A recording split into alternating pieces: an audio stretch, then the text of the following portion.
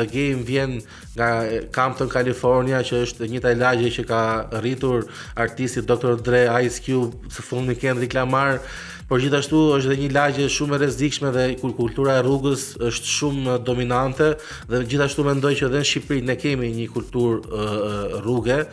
pra që neve kemi pjesë të shoqërisë tonë dhe mendoj që një artist që vjen nga kjo kulturë rruge dhe ka bërë diçka mirë, ka ndryshuar trajektorin e jetës tij për mirë nëpërmjet muzikës dhe artit, mendoj që kjo ndihmon në farë mënyrë që dhe ai ta lexojë mirë skenën shqiptare dhe njëkohësisht japi një shembull pozitiv që nëpërmjet muzikës apo po themi pasionit apo diçka që ti zgjedh mund ta ndryshosh jetën tënde për mirë. Te hip hop njishi do veçoja performancën e Doza MC, e cila ka qenë një performancë shumë e bukur pa i hequr asnjë gjë të tjerave, po Doza realisht dhe këtë e flas jo vetëm nga performanca si e përjetova unë, po dhe se si u prit nga publiku dhe feedbacku që ka marrë dhe më mbrapa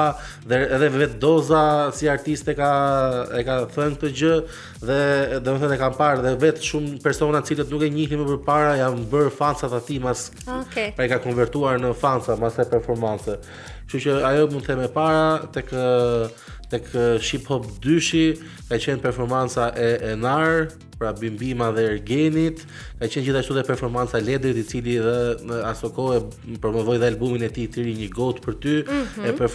e promovoi pra aty tek në Hip Hop, ishte një performancë shumë e bukur. Tek Hip Hop 3 do veçoja Lunin, Lunin dhe Blackin dhe patjetër Rich the Kid, i cili solli një atmosferë shumë të bukur. Rich the Kid vjet ishte një nga 3 artistët më të dëgjuar në Spotify, kënga e tij Carnival me Kanye West, kështu që ishte një nga artistët më on top vjet që erdhi na vizitoi edhe neve në Shqipëri.